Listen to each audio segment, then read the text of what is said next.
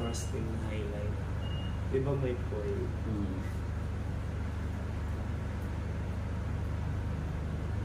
Dito naman. Ibang customer ko masipin.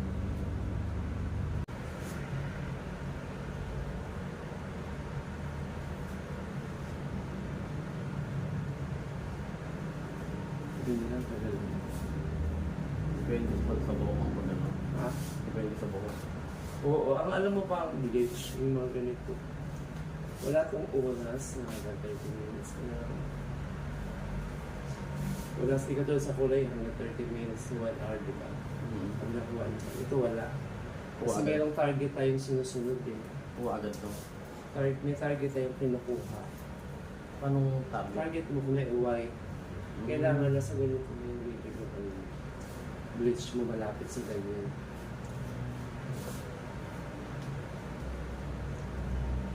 Bantayin mo lang siya.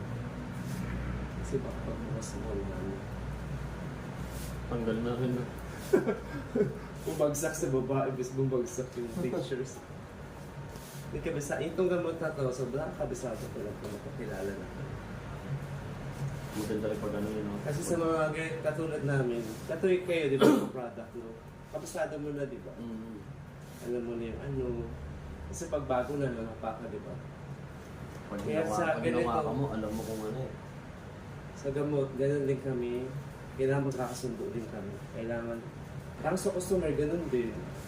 Sa una, hindi mo perfect yun. Pero dahil kabisado ko na yung buhok mo, alam ko na yan. Alam mo? Kasi yung pictures kasi mo pa iba-iba, di ba?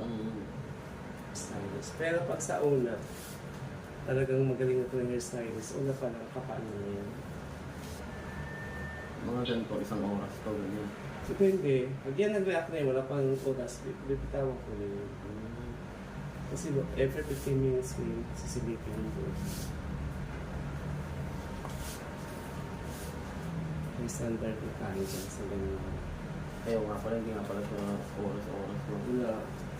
Depende dun sa ano. Yung kulay kasi pwede mo iwan ng 30 minutes to 1 hour eh. Kasi wala namang mangyayari sa buhok. Ito pwede kasi masunog. Yung puti nga, tapos pero ito kabisado ko ito kasi yung ano kasi yung mga susunod